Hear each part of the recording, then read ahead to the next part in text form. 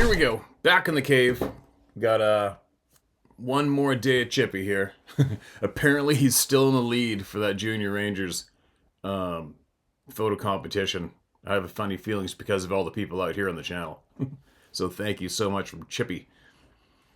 We'll see how it makes out. I think we're down to the what is it? The top 15, then it goes 10, then 5, and then first place, I guess. Gonna be a little bit of a ride.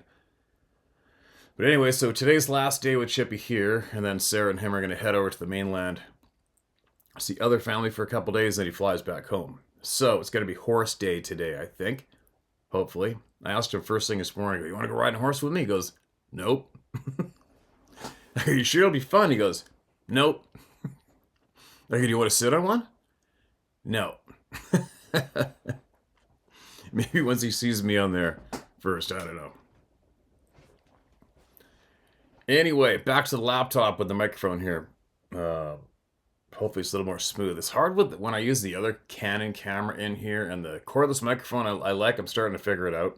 Don't forget, every single thing I've ever done is self-taught, so it's a lot of trial and error, right? But the laptop seems to get the lighting pretty decent in here, but then I gotta mess with everything, and I don't have any time, and nothing's consistent in here when I do this inside, and I crave being outside.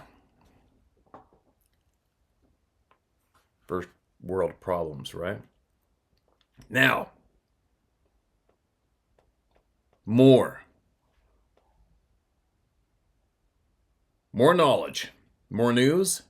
Well, I won't report any news, but more knowledge from all the people, right? That's important to me anyway, and whoever else is here watching, I'd imagine. Now let's get right into it. This email is titled, A Bigfoot Encounter and the Very Rude, Dishonest, Disrespectful, Corrupt BFRO. Never felt fear like this in my entire life is the title of that email. This email. Going in. Steve, good afternoon. The BFRO is a total joke and made me feel like a bad or just a straight stupid person, a liar and a damn con. I'm like, why would you ask me to meet, get the details, but then make me out to be a fool? They went and scoured the area, never found any sign or tracks, and therefore that's why I'm a liar. I honestly had to tell my encounter to get it off my chest, and I was hoping for a little reassurance from these damn joke of a people. Maybe some good feedback and motivation to get back out there and overcome the fear I then had, but no. It seems to have an agenda, and it's not helping we the people. It's blasting you in front of an entire restaurant of people. They had blasted me out in public at the Fisher's Market in Randall, where we met to discuss the details of my encounter. I sure hope this works and you actually get my email. I will never and would never have reached out to them if I had known about you and your site. I sent a few, but have never heard or come across or heard back from you, so I figured I'd try again because it may have been lost in the hundreds, if not thousands, of emails you receive in regards to this topic. I think it's important that people hear my encounter with the Bigfoot, as well as my unbelievable encounter with the BFRO prior to knowing your channel existed, and truly understand just how scary an encounter can be. Like you, I always say, Steve, you're not going out of your way to look for them because you know they're there already, and I'm not about to go knocking on any damn doors or hiking to locate them, lol. And I never will after my encounter because it was truly scary as F. Excuse my language, but if they wanted, they could have had me in the blink of an eye. I've honestly been very afraid to go back to the same area, which just kills me because it's one of my all-time areas. First off, I want to say I'm sorry for your loss when it comes to your family member, Macaroni. Well, this is an older one, but his mark is unread, you guys. To me, they are family. Some people have kids and some have pets, which is just like a kid to them and would do anything without thought for them, in which I know you would have just by the man you are, the great person you portray each and every video. Appreciate the kind words, man. You have earned the respect of thousands without question. I'd also like to thank you from the bottom of my heart for creating a platform that is safe for we the people to express our encounters without having to be made fun of or have the BFRO give us nothing but grief in which they did to me. They have the I don't really give an F attitude. And you do you and your way, which is cool and very respectable in my opinion. You don't care about your reputation, your credibility, or what others think about you, and I love that. I wish more people were like you. You say it how it is, whether you agree or not. You do not judge, and you truly care for we the people, which is amazing on its own, Steve. So thank you again. You're a true man among men. Appreciate the kind words. No more. Making me embarrassed. Kidding. You stand your ground, don't take shit, and always say, take from it what you will. Well, here is my story. I'm 36, and I've hunted since I was about 6 with my dad, and started being able to break away around 11. He's taught me very well over the years, and the thousands of miles I've put on, I feel I've mastered being dead silent, moving like a slug, or like I say, always being on your toes and in sniper mode at all times. Not breaking a stick, crunching a leaf, or rubbing against brush to make noise. So I was up at a spot I've hunted very hard for the last 12 years in Skamania County, just a few miles north of Mount St. Helens, kind of along the Cowlitz River area. I've seen some true giants up there, and I mean some giants. You would love the area for sure.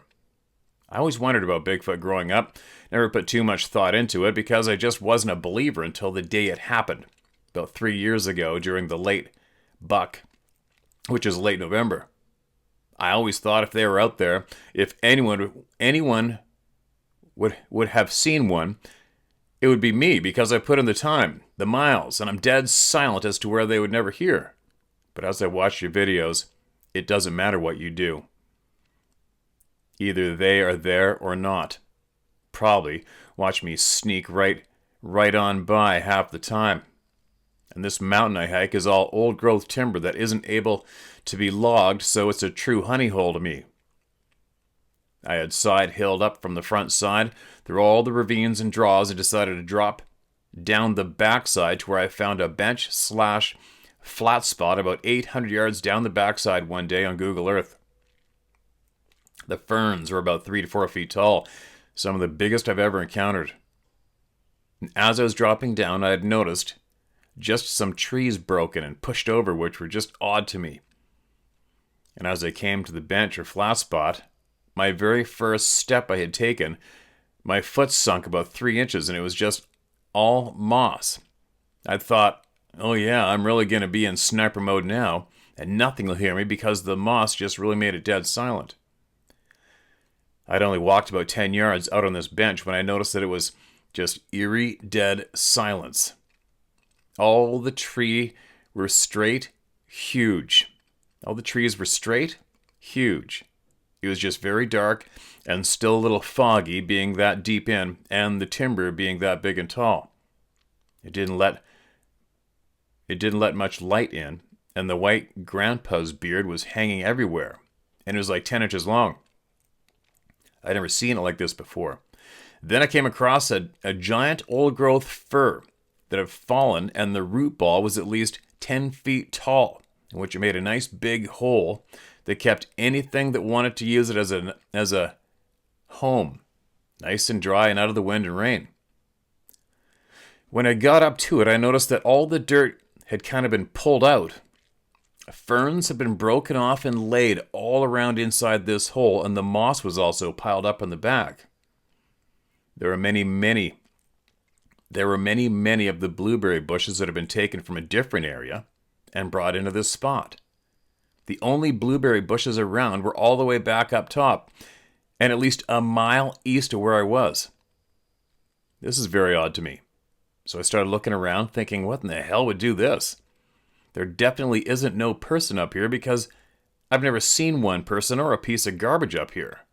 You truly have to be a diehard to even want to walk into this area because you knew it was going to be straight hell heading back to the top.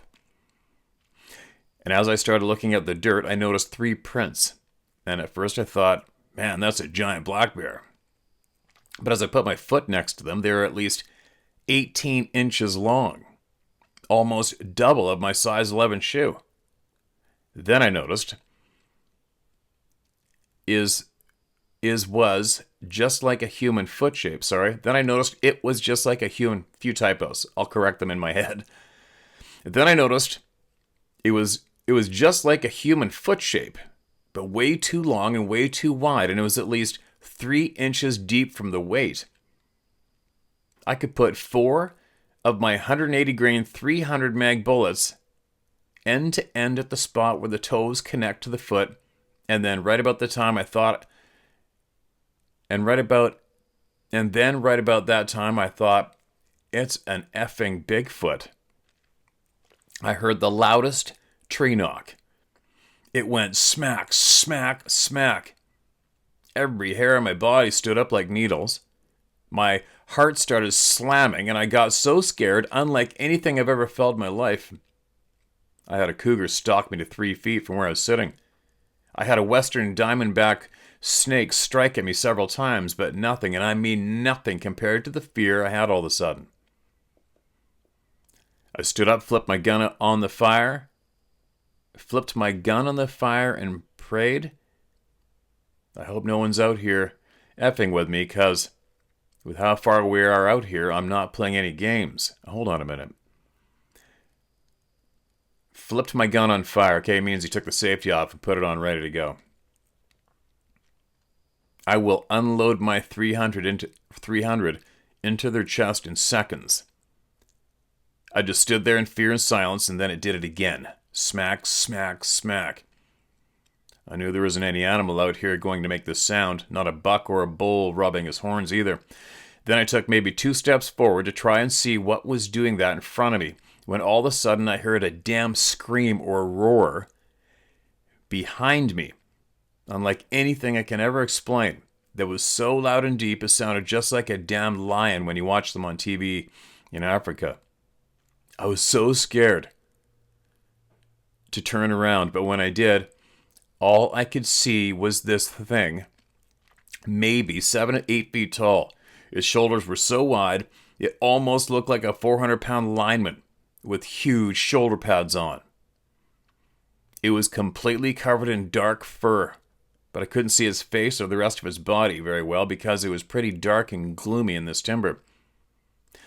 And as I pulled my gun up to look at it, all of a sudden, it roared so loud that it felt like it was going to knock me over. Then the other one roared behind me. Yeah, it's not terrifying or anything at all, right? At first I thought it was an echo, but the roar came from right where it had been smacking the tree. I just shot my gun into the dirt about 10 yards in front of me, ejected so damn fast, ready to put one wherever I could if it was coming at me. And that thing took off so fast and so dead silent that I was in total shock. I was just frozen in time, and it seemed like slow motion or something. I really can't explain that part except for maybe being in a trance or straight fear or something like that when it went to my left and back towards the other one that was smacking the tree. I don't know what came over me all of a sudden, but all I can describe, it was like a bubble of fear that seemed to just enclose on me, unlike anything that I've ever felt in my life. And all of a sudden, I took off up that hill as fast as I could possibly run. I ran straight up through the ferns and timber, about 200 yards maybe, not sure, but all I know is I ran till it felt like my heart was going to just explode out of my chest. I hit the ground, whipped around with my gun ready to start shooting, whatever may be following me up this hill.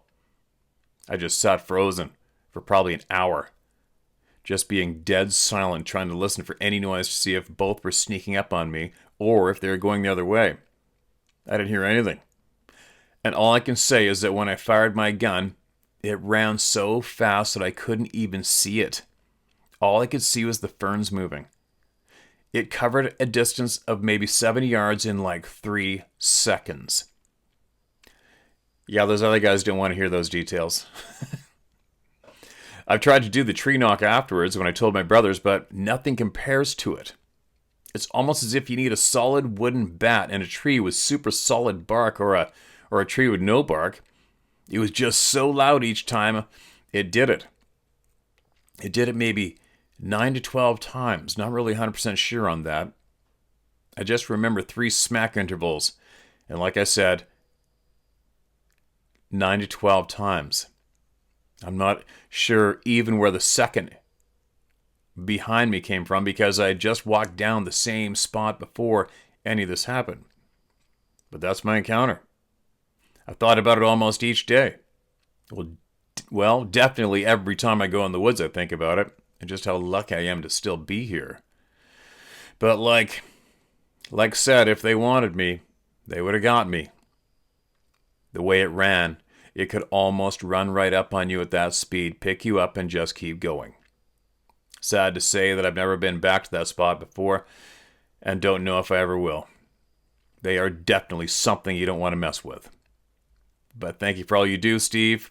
Please let these people know not to contact that BF group.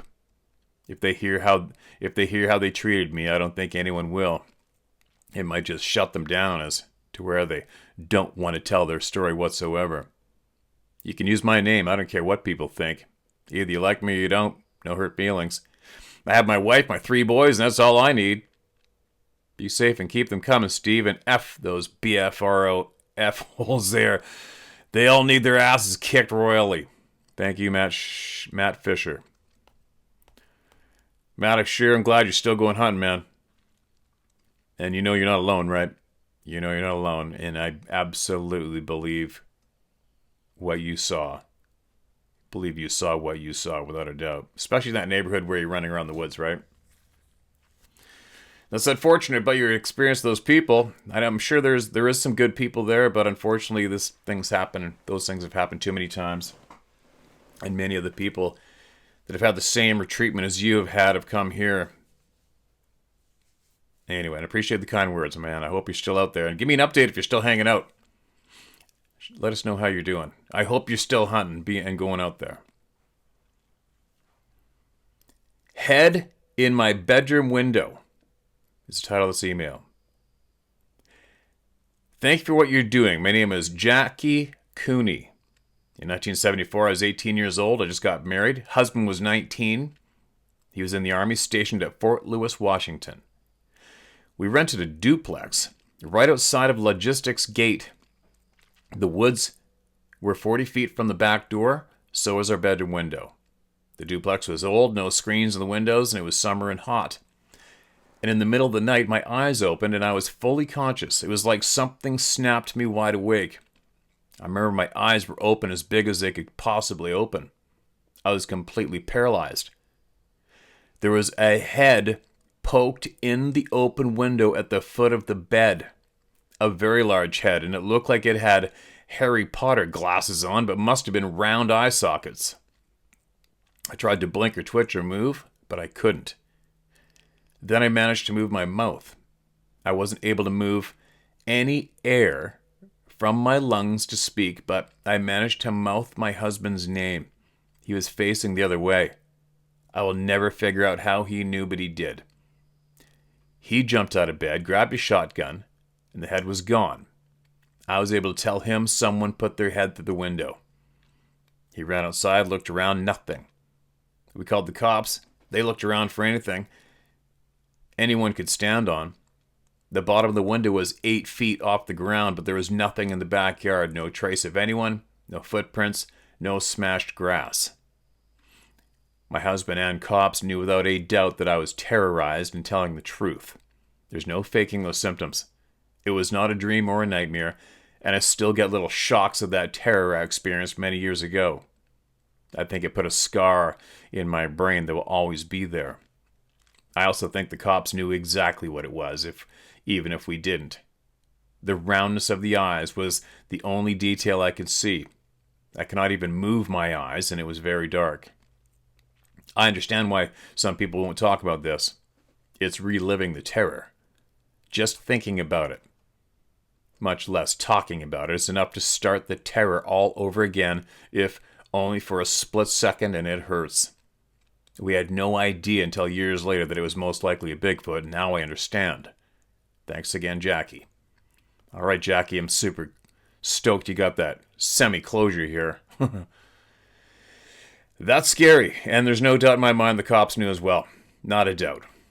Especially if you're rural. Motion lights in the back for all you other people listening and having possibly the same shit going down and you're not emailing in about it. All right, next. Welcome to the club. Sorry you had to become a member, but there's no escape now. Lower Kenai Peninsula. Next. Hello, Steve. I've watched your videos for a while now and love hearing everyone's stories and how excited when I see a new video of yours pop up on YouTube. And you can share this email on your YouTube page. Just going to give you the heads up. This is going to be a very long email. I'm all over it. I'm an Alaskan native from the Lower Kenai Peninsula, and I still live in my hometown of Port Graham, Alaska. I'm sure you've heard of the hairy man from Port Locke, also known as Port Chatham, Alaska. I grew up listening to stories from the Nuntinuk, known as Bigfoot in our language. These stories were told to us by our elders who have lived in Port Chatham with their parents and grandparents. I wished I had recordings of all the stories that were told of when they lived there. So I am a firm believer of Bigfoot and was always fascinated by the stories the elders told. And in May of 2016, I heard that there was a timber cruising project going to happen in Port Graham, as well as Windy Bay, Rock Bay, also the Kenai Fjords. I was so excited about this opportunity of cruising and had to jump on it. So at the time, I resigned from my job as the school secretary to go out and adventure and see more of our native land. Talk about the time of our lives with a job being out in the wilderness hiking through the day and some very awesome coworkers. I don't regret ever walking away from working at the school because I came out from timber cruising with more knowledge of our land and was able to share that with our coworkers. All right, time to get to the story from cruising that has always stood out and will stay with me forever. First, my dad has loved being outdoors, hiking, hunting, and trapping. His knowledge of the outdoors transferred to me. I'm a firm believer to keep your eyes open of details while out hiking and to make small markers for yourself as a way of fast getting back. I used that as we were out cruising and it helped in so many ways. I was called the effing map, effing GPS, or effing compass as we cruised, LOL. I got the same thing going on. I can relate. I have a logging road from Port Graham to Rocky Bay, which is about 31 miles, give or take. Sorry, we have a logging road. Excuse me. And one day, we had 6 timber cruisers and assistants that took the logging road towards Windy Bay for a line of plots. Our logging road hasn't been maintained for some time now, so we have bridges washed out and parts of the road as well. The mile 15.5 bridge is washed out that leads to Windy Bay, so we had to park the truck and grab all of our gear and hike from there halfway to Rocky Bay. 2 groups of cruisers and assistants of 3 on this line plot. 3 went up the mountain to the end of the string, and my group of 3 to the end of that string. We were headed towards Rocky River. Seeing that the road hasn't been maintained, it's overgrown in a lot of areas, and throughout the hike from mile 15.5 to the string of plots, missing some punctuation. There's some game trails on either sides of the road. It made me nervous a bit as we've seen more of those to our destination. So we get there and have to army crawl in with all the micro trees on the side of the road. And as we hiked to the end of that string of plots, we followed a well-used game trail down towards the river. And as I said before, I'm observant and watch my surroundings. So as we follow this great game trail, I'm seeing limbs broken up high in the trees, broken on either side of the trail. The right side of the trail, as it turned, one twig broken and veered to the right along the trail, as well as the left side of the trail, a broken limb. I didn't say anything to my coworkers at the time. I just stayed observant. Strange, I thought, as we furthered our trek along this game trail, and the entire time, broken limb to the right, then the left. We were about halfway from the road to the end of the string of plots, and we took a break below a hill. I'm raring up to go and get the work done, so I'm straddling a fallen tree as my coworkers take a break, legs swinging in and all. Okay, sorry, I read that kind of awkward. I'm raring to go and get the work done, so I'm straddling a fallen tree as my coworkers take a break, legs swinging in and all. They say, let's go. So I hoof it up that hill as they go around the fallen tree up and around to me. I get to the top of the hill and I say, oh, it's a clearing. We come along a spur road from the logging road and I'm stunned with what I see. I didn't see a spur road, and they didn't know we could come along one as we hiked to our destination.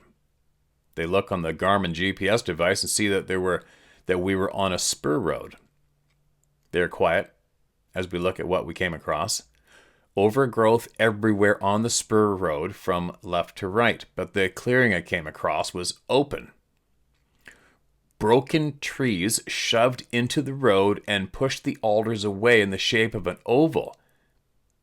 Ditch behind me, and across the road you can see a break in the alders and see swamp areas. But inside the oval it was clear of any small alders and you can see the road. Along the alders propped away across from me, there were twigs in the shape of asterisks. The far left asterisk was the biggest. From left to right, the asterisks got smaller, and I will draw out what it looked like. No need to share the drawing because I'm terrible at that. Give me a good laugh after I attach it to this email. I wish I took the pictures of this and the other things we came across on this day. Still kicking myself and not taking pictures.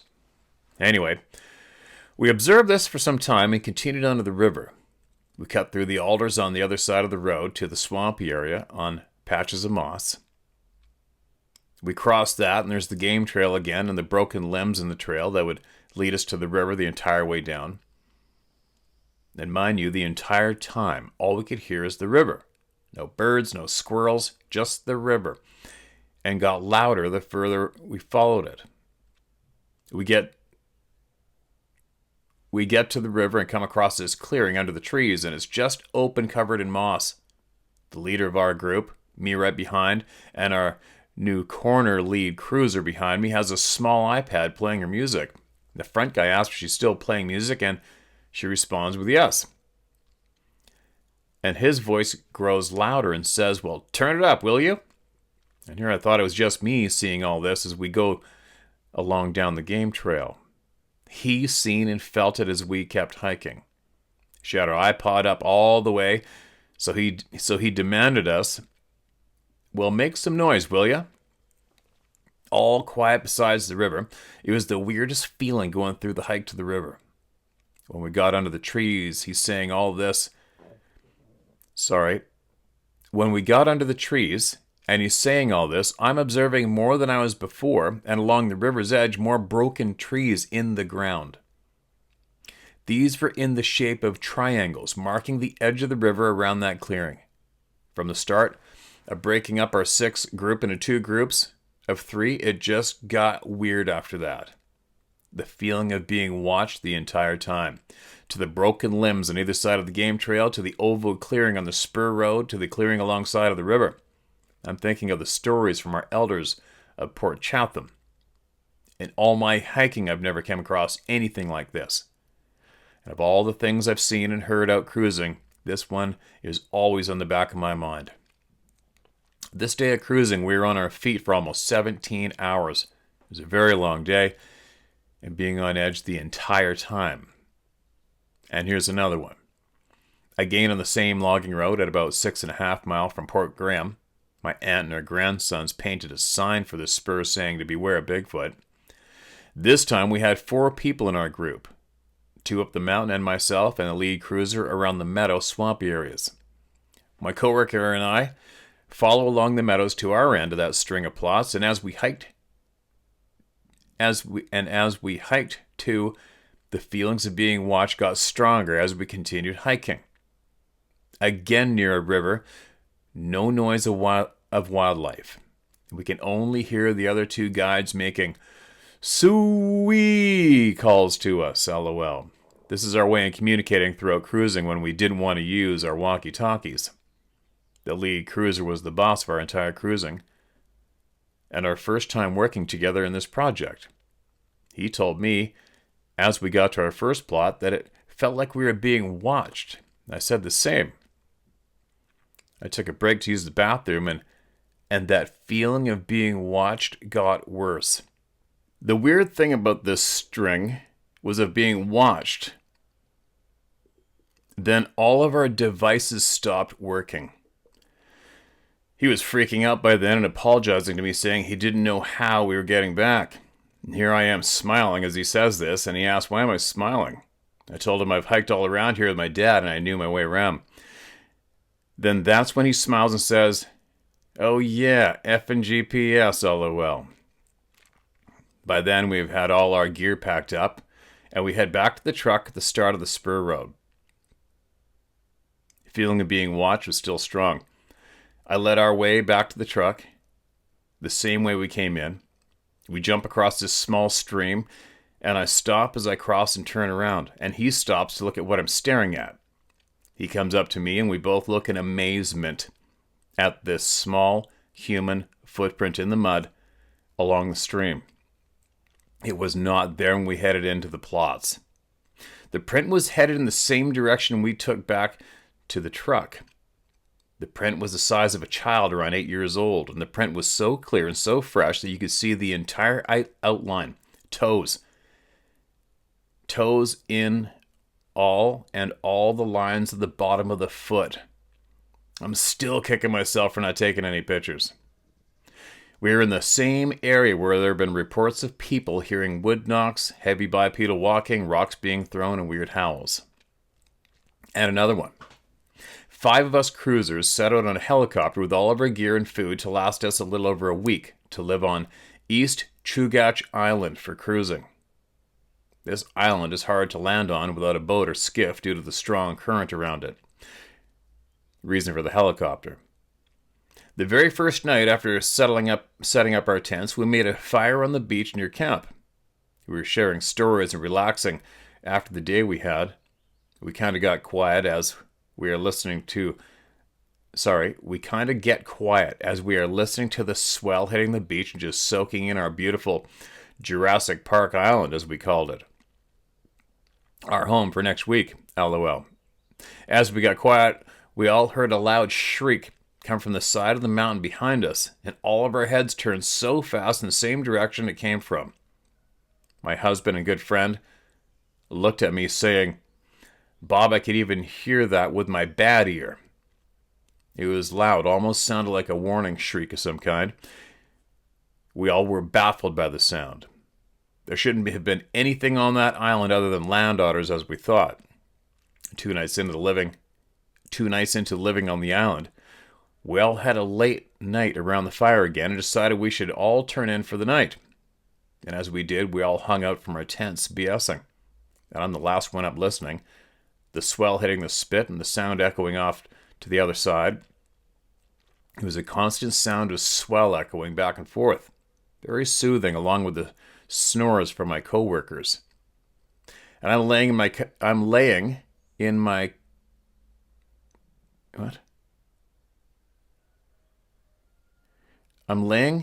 my cousin and I's tent on my stomach, and all I hear and feel is heavy footsteps going in between all of our tents and stopped at the corner of our tent where my head was. My heart was pounding. Nervous as hell, I slowly turned over to try to wake my cousin up, and she wouldn't budge, out cold. And all I hear is the swell and the snoring, thinking, holy shit, it's still out there. Never did hear it move away from where it had stopped. I'm now laying on my back, scared shitless, and then I hear 2 women talking about 10 to 15 feet away from our tent in the trees, and their voices were moving from my feet 6 o'clock on the clock to 10 o'clock. This went on for about 5 or 10 minutes, and I swear it was 2 women talking in our native language. I couldn't make out what they were saying, but I knew it was our language. Talk about being scared out of my mind, from the heavy footsteps to the woman talking. 2 years go by, and one of the co-workers on that cruising trip turned into a very good friend and pretty much family. Confessed he was up that night on the island, and he said he heard everything. Scared the shit out of him as well. And he told me if I ever asked him to prove it to a group of people, he wouldn't. We had one more night on the island, and my cousin and I stayed back and started packing up camp as the others finished our last string of plots on the island. We took our time waking up that morning as the others headed out for their day of cruising. We listened as the three of them leave camp and up and over the mountain. We all said we would keep in contact throughout the day on walkie-talkies to make sure all was good. On our end, the walkie-talkies stopped working. Weird, my cousin and I thought. We were still in our tents, BSing with the tent windows open. Then the both is sitting up, legs crossed. Then all of a sudden, I think he meant the both of us are sitting up, legs crossed. And then all of a sudden we hear two men talking from a distance. We both smiled, thinking it was our group coming back due to the weather, which is pouring rain. We could distinctly hear two men talking. So we get on the walkie-talkies and ask why they came back. No reply. Weird, we thought again. So we just hung out as the voices got closer. And I swear to effing God that it was in our language again. The two men didn't get close to us enough to hear what they were saying. That lasted about 30 minutes, and they kept their distance. It freaked us out enough to close the windows and lay flat on our backs as we listened. Mind you, our other three co-workers on the other side of the island finishing up the plots. Their walkie-talkie stopped working as they passed the mountain behind us, and wouldn't work until they got back to the top of the mountain, overlooking us in the spit. It took a long time for my cousin and I to get up to pack up camp and start the fire to make dinner for our co-workers. And then, summer 2017, my son and nephew wanted to have a picnic up the bay here in Port Graham. They both had their hearts set on Murphy's Slough because they wanted to play in the slough behind the beach, so we headed to the store to get what we wanted for the picnic, pack up our gear in the skiff, and we head to Murphy's Slough. We leave the floats knowing that the tide will be going out for another hour or so. My son was 11, my nephew 10 at the time. We get to the beach, and they both jump out and run up the beach to the slough with their backpacks. I stay back to get the ground line tied to the anchor so I can push the skiff out so it doesn't go high and dry. I'm still fiddling with that and have our picnic gear on the beach, and all I hear is them running so fast back to the skiff that they are scared out of their mind. I was about to push the skiff out, anchor on the bow, and settle in for a summer picnic as they jumped into the skiff. My son is already at the console, lowering the outboard, both yelling we need to leave. They are both scared out of their minds, trying to rush to get out of here. I told them to go and get their backpacks, and they both refused to get them. I could see the look on their face and knew something was up, so I told them I'll go grab their stuff. They both said, no, don't, just leave it. I looked back and they meant it, so I threw down what I was doing and went and got their belongings and walked back. They both were yelling at me, saying to hurry, and I get back to the skiff and toss their stuff in, and that's when we all heard it. And holy shit is all I could think. I've never heard anything like this in my life. My entire life. I know what a bear growl sounds like and what moose sound like. Nothing anywhere near what they sound like. And this was the meanest, loudest growl I've ever heard. So loud that it sounded like it was right behind me, and I looked and there was nothing. By then, the boys are freaking out as well as I am. I finally grab our picnic gear and I throw it in the skiff, and as I'm fumbling around with the ground line and anchor as fast as I can to get the hell out of there, the growl kept going on. It was so loud, like it should have been on the beach right behind me, but it came from the bluff and the trees. I didn't even stop to take a breath. It was a constant, mean, loud as hell growl to where it made your insides vibrate. I could feel it in my gut. My hair is standing at all ends. I tried to push the skiff out, but it was almost high and dry. The entire time since the growl started, the boys are yelling at me to hurry. I finally yell, I can't push it, it's high and dry. They both look scared shitless, more than ever, and I yell for them to get out and help me push. They didn't even stop to think about it. They're already in the water, and we got it pushed enough to start the outboard. My son's at the console already, and he's got it fired up. I jump in to take over, and we idle away to make sure we didn't hit any rocks. And this growl went on the entire time until we got around the corner and out of sight. Talk about the longest, meanest growl I've ever heard. And not stopping to take a breath in between. Okay, there's a weird note. Take note of that. That's bizarre. The longest, meanest growl I have ever heard, and not stopping to take a breath in between. The only thought I had in my head at the time was, what in the hell did we stir up out cruising?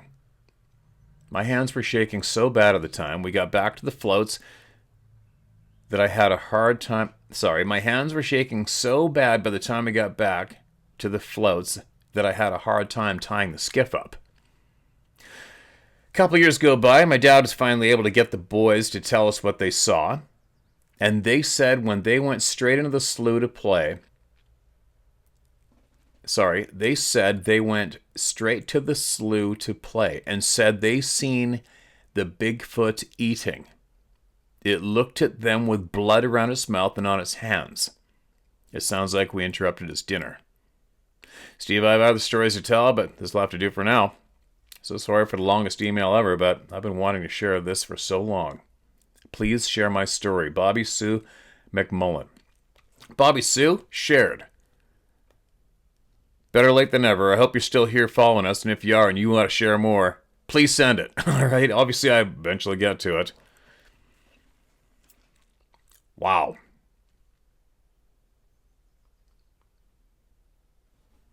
Wow. Port Chatham, Alaska.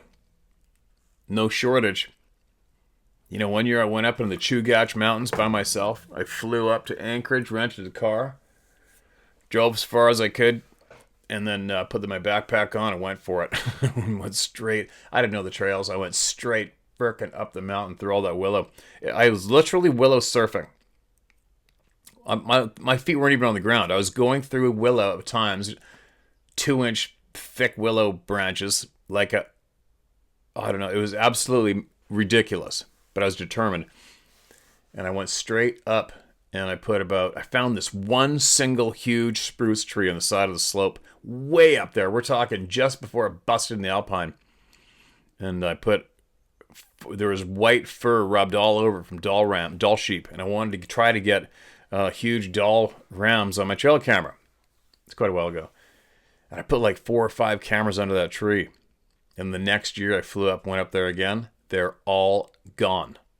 I'm like, what? And we're talking middle of absolute nowhere, not a human trail anywhere, and absolute hell to get to. All the trail cameras are gone. It's my Alaska experience with that. I hope he emails back again.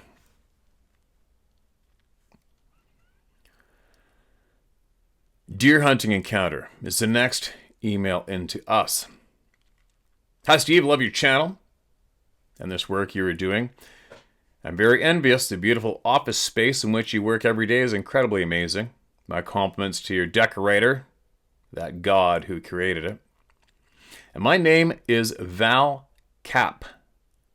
My friends call me Hub. I live in northern Utah. This encounter happened to me back in October of '87. I've only told a couple of people about this. One's my wife, but she says she's a very skeptical person and is a hard person to convince of anything out of the norm. She knows that I believe Bigfoot exists because I have talked to her about Bigfoot before, but she'd just roll her eyes when I would bring up the topic. Needless to say, I don't bring up the subject anymore. But after having you watch your YouTube channel for the last couple of years, I now feel like I would like to tell my story. Yes.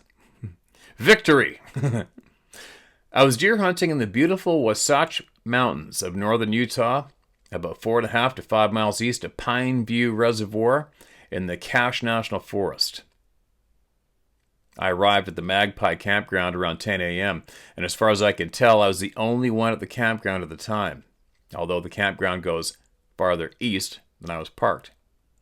I parked at the west end, and from there I crossed the bridge that takes you over the South Fork of the Ogden River. After crossing the river, there's a trail that goes east and parallels the river. I followed the trail until it branches off, and at that point the trail continues on, or you can turn and go south through a small canyon. The day was very nice, and I was enjoying the sounds and the scenery very much, and about halfway through the canyon I made a great effort to stay as quiet as I could, just because I didn't want to alert anything to my presence there. I followed the trail through the canyon till it turns and goes west, and right after it turns, everything opens up a little bit more, and there are steep slopes on either side. And not long after I made this turn, I noticed a change in the atmosphere, in that there was no more forest sounds, no birds, no squirrels, no insects, nothing. But change in the atmosphere, put that on a little shelf in the back of your head for some other time to add to. Then I heard this noise. It was a noise that I'd never heard before, a low guttural type of noise. But what was amazing to me about it was the immense volume of the sound. I could almost feel the volume. I'm not sure I can put the sound into words, but it was something like a real low hoo-roo. The sound was low-pitched sound, but it would drop off even lower at the end. I stopped immediately in my tracks and scanned the slope to my right, which was where the sound had come from. The sound continued again, but I couldn't locate the exact spot. I just stood there and listened. The noise kept repeating every minute or two, but I wasn't able to locate the area of the noise, so I continued on up the trail very slowly. And like I said, the noise was not continuous. There were pauses of maybe a minute or two. Then I would hear the noise again. And a moose was the only thing that came to mind as the source of the sound. I didn't really care to have any confrontation with a moose, so I stayed on alert as I got closer to the sound. But after going a little further up the trail, I heard the noise again. This time, my eyes were able to lock onto location. Up in front of me, up the steep slope to my right, about 200 feet up, and probably 250 to 300 feet in front of me, there is a growth of thick trees and bush. And this noise was coming from in that spot. I felt a little bit better, at least. I knew where the thing was, and I was far enough away from it that I thought if I make some noise, maybe it would leave. So I started stepping on branches and kicking small rocks, but it did not leave. I kept going up the trail, thinking I would see it soon, but it would not show itself. And finally, I was right beneath it, about 200 feet straight below the thick-covered area. I stopped at the tree below the sound and sat there on a stump. And I was pretty sure that whatever was up there knew I was right down below it. And then the sounds became more agitated. And I was trying real hard to see into the thick-covered area using my binoculars, but I could not see into it at all. And then, along with the noise, some tree branches started shaking. And they were shaking about 9 or 10 feet up off the ground. I then thought, okay, here it comes, but it still wouldn't come out. And I started to feel extremely uneasy. I just knew that I was being watched, and whatever was watching me did not want me there. The noise started to intensify even more. I just could not believe the lung capacity this thing had. The noise was immense. Then I really became unnerved when 2 rocks about the size of basketballs came rolling out of the thick cover down towards me. Now I know that I'm not the sharpest knife in the kitchen, but I think you have to have hands to do what this thing was doing. Shaking the trees and throwing or rolling rocks. I knew this is no deer, elk, or moose or anything like that, and that's all I needed. I got back up, immediately headed out the way I'd come. I didn't run or do anything to cause a disturbance. I just walked out as calmly and quickly as I could. I kept checking my back, though, to make sure I wasn't being followed. I could still hear the noise until I got back around the bend in the trail, and as soon as I got around the bend, my anxieties and fears left, and I felt all right again. I just knew that whatever was back there wanted me to leave. I was only happy, only I was only too happy to oblige. I've hunted fish for myself, by myself for years, and felt very comfortable by myself in those situations, but I've never heard anything at all like what I heard that day. Anyways, I still don't know what it was in that thick area, trees and brush growth, because I didn't actually see the creature. But I have a pretty good idea of what it was. I've just never had those kind of anxiety type feelings before that I had that day. I'm not sure if you find this at all interesting, but I've read accounts where a Bigfoot creature will remain hidden and motionless while someone's looking for it, or it won't move while it is looking at someone. Well, this is a lot of years ago, and it was actually the last time I went deer hunting by myself. I continued to hunt with family or friends, but I had no desire to go by myself anymore. I just want to thank you, Steve, for your time, and thank you for what you're doing. If you share my story, feel free to use my name. I don't really care if people think I'm a nut job. I'm good with that because I know what happened that day. Take care, be safe, Steve. The hard work that you're doing is invaluable. Best regards, Hub. Hub, appreciate you, man. I'll keep doing it. I won't stop until I've got every frickin' email sent to me, Herd. I'll tell you that much. And there you go. You know what it was. The second you started emailing us, you knew what it was. And you're not alone. And what's going on? What is going on when everything disappears around us by the way of senses when this is going on? What does that mean? Did we enter where they are, or they entered where we are? What do you think that is? Holy cow, they're all long ones today. I don't know if I can't crack this one open yet. I gotta get going. What else we got? Maybe another short one in here, maybe? Nope.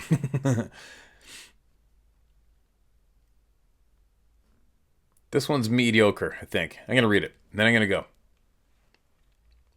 Hi, Steve. There is without a doubt a great battle between good and evil going on right now. Oh, hell yeah, there is.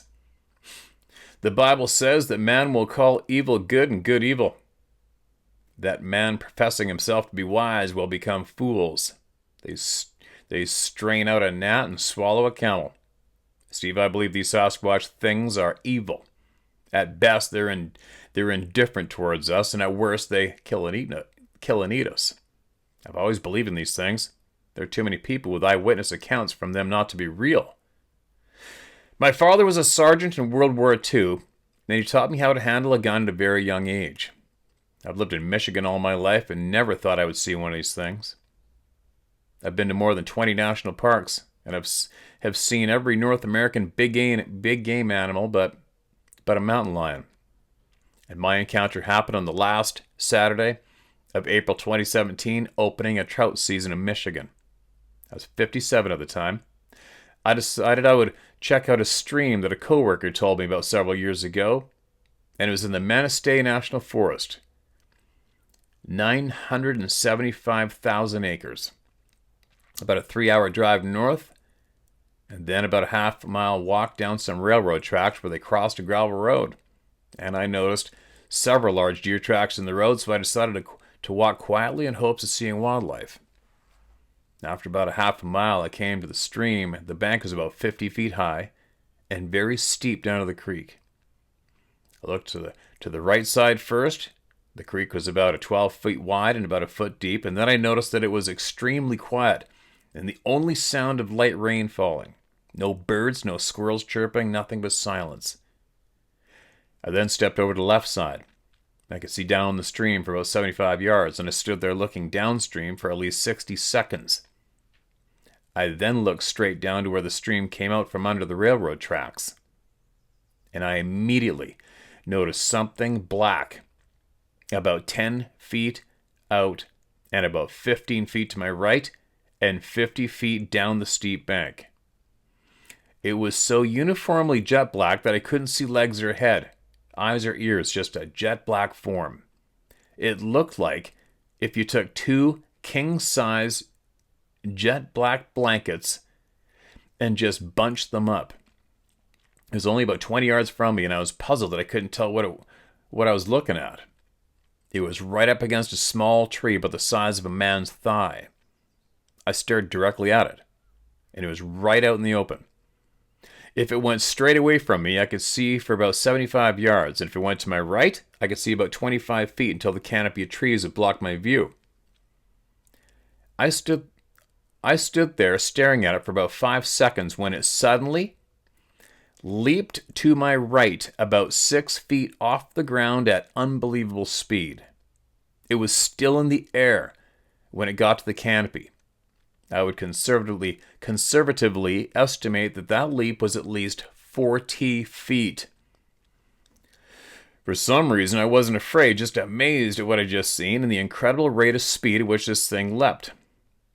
I said to myself, Lord Jesus, what was that? I then thought to myself, if I run down the tracks, I might be able to see it again.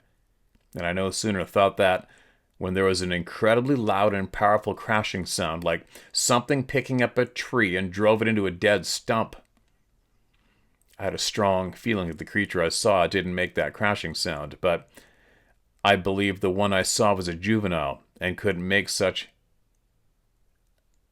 a powerful sound. It scared me, and I decided it was time to leave, and I made the half-mile walk back to my car, looking over my shoulder constantly. When the creature leapt, its arms were straight out, and its head was between its biceps. Its legs were straight out, but they had about a 15-degree lean downwards. It had a human form, about 6 feet long, big in the chest, narrow waist, and powerful legs, between 180 to 200 pounds. It leapt so fast that if a seasoned hunter was aiming a rifle at it and was told, if this thing moves an inch, shoot it, but the bullet would hit where it was. Just knowing that there is a creature in the woods so fast that a rifle wouldn't even help is damn scary. And then I hear encounters where people think they run for their lives to get away from these things. If they wanted to catch a person, they could with great ease. The end. Steve, don't read this part out loud. Okay, hold on a minute. There you go. Quick little note to me. The speed. One time I believe I may have witnessed that. Maybe. I was near the Peace River area by myself. And I went down this old road that I'd never been before. And this is same general area where my friend heard the knocking sounds coming from where I was, but I didn't hear shit. And we found all those broken trees, all broken off and stomped in the ground. No poop, no bear poop, no claw marks, no teeth marks in the bark. Same area. And then that is as well where I just was. I'm about to mention I'm going to go maybe 10 miles from where I lost my knife. All right? Not that has anything to do with Sasquatch that I know of. I'm just saying the general area. And I went up this long road, old road. I went for a long hike. And for me, a long hike is a long one. Okay? Like probably half the day in a distance. And then I saw an old road heading down to the right, downhill. Long straight line that looked like there was swamp or water. I could see quite a ways. Probably, how far was that? I could see at least 800 yards. I don't want to, curiosity kills the cat, right? I can't help myself. I see where there may be soft ground or a chance to see in a big marshy meadow or something. I think I was looking for moose and elk. Then I went down there. And I'm slowly walking down this old deactivated road, going steep downhill forever. And I passed what's a bit of a dugout. I forget why they do that in the woods up in the north area. But it's for the water trucks. When they have the equipment in there, it's for the water trucks. And they dig out these dugouts that fill with water. And they utilize that water with their trucks later on. But anyway, there's one of those to my right. And I remember I went up, stood up on the gravel berm around them. Just to see if I could see any tracks in those things. There wasn't a really amount of sign or tracks, really. And then I climbed down off of that, and I kept on walking downhill down the road. And I took note, it was dead silent. Dead silent. I was kind of really looking around, but I normally am anyways. And when I mean kind of looking around, it's like, all right, I'm looking for a sign of game. It's probably mid-afternoon by now, so I'm not really in hunting mode. I'm more or less checking out new zone, this new road, this new trail. I'm going to go down and check out that swamp down there and take a look off the road and see how far I can see up in either end of the swamp. I'm just checking shit out. But then I noticed I was also being aware. Let's put it that way. I'm being aware. This seemed kind of quiet. And I'll never forget it. It's nothing of a story, but I'll never forget this. As I'm walking down the road, I just started leaving where that dugout was on my right behind me. And I just spun around.